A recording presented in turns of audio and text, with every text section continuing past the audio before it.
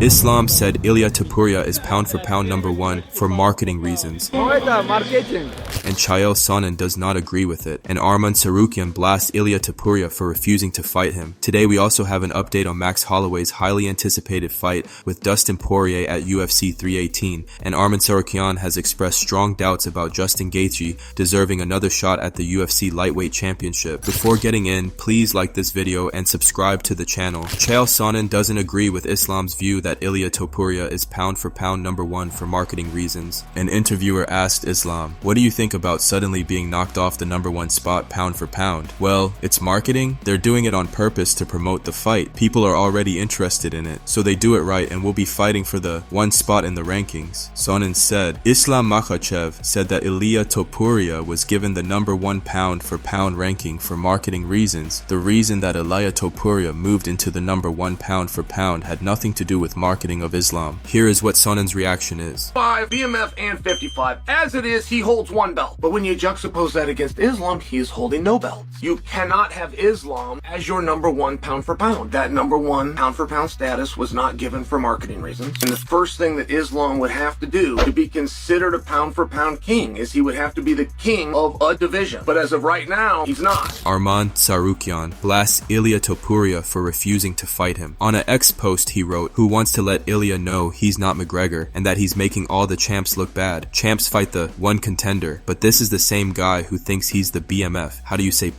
in Spanish?" One fan replied him, "Us UFC fans don't respect you after pulling out the day before the biggest event of the year. That's why no one wants to fight you, lil bro." Another person commented, "Who wants to let you know that you don't get another title shot right away after pulling out of your last one. I know it's hard for you to understand since you've never been told no your whole life." Drakkar du Plessis looks ready for war versus Khamzat Chimaev. Drakkar just posted a photo of himself with the caption, "This one's going to be special." Khamzat Chimaev is training for UFC 319 alongside Aaron Pico. In a video from X, we can see that Khamzat Chimaev is too hard working for the UFC 319 alongside Aaron Pico. The two have been pushing through intense strength and conditioning sessions at the Training Lab gym in California, known for producing top-tier athletes on their virtual 30 strong at all times. Here's the video. Come on.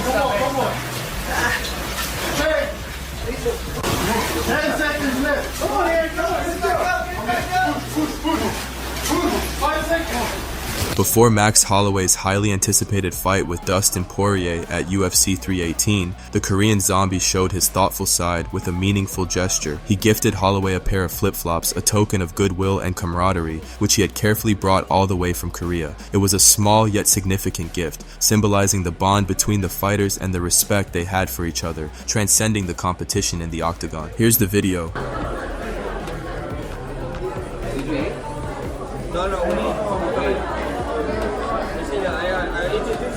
This is the guy you gotta get in DFA. Oh shit! My friend. On YouTube, yeah. You got that another one. In first place, you fought somebody at 55 like a jackass. Arman Tsarukyan has expressed strong doubts about Justin Gaethje deserving another shot at the UFC Lightweight Championship. Despite Gaethje's impressive fighting style and fan following, Sarukyan believes his recent performances don't justify a title fight at this stage. On the other hand, Justin Gaethje has been vocal and unwavering in his belief that he should be next in line for a title opportunity. The former interim lightweight champion has been adamant about receiving the next crack at the coveted 155-pound gold. In fact, Gaethje has gone as far as to threaten retirement if he's not granted a title shot, fueling the controversy surrounding his claim. His comments have stirred up heated debates within the MMA community, as fans and analysts weigh in on whether Gaethje's desire for another title fight is warranted, or if fresh contenders, like Sarukyan, should be given a chance to rise to the top. UFC CEO Dana White has made it clear that while he respects Justin Gaethje, he doesn't appreciate the fighter's demands for a title shot. Gaethje has been outspoken about his desire to face for the UFC Lightweight Championship once again, but White has indicated that such demands may not be the right approach. In a recent appearance on the Outcalled show with Chuck Liddell, the number 2 ranked Arman Tsarukyan weighed in on the situation. Tsarukyan argued that Gaethje's recent performances do not justify another title shot. He went on to state that if Gaethje wants another crack at the UFC gold, he should have to go through him first. Tsarukyan's comments events add fuel to the ongoing debate over who truly deserves the next title shot in the lightweight division, with the 25-year-old rising star positioning himself as a formidable challenger for the belt. Dustin Poirier is ready to get jacked post-retirement, recently outfitting his gym with new equipment to help him stay in top physical shape. Although Poirier is officially retiring from the UFC, he won't be straying too far from the sport he's dedicated so much of his life to. Just under 2 weeks after his retirement fight, Poirier is already making plans for the next phase of his life. While the announcement of his retirement marks the end of an era for the lightweight division, Poirier is determined to stay active and involved in the fitness world. His decision to upgrade his gym equipment shows that he's not ready to let go of the discipline and passion that has fueled his career. Poirier has made it clear that although he's stepping away from competing in the octagon,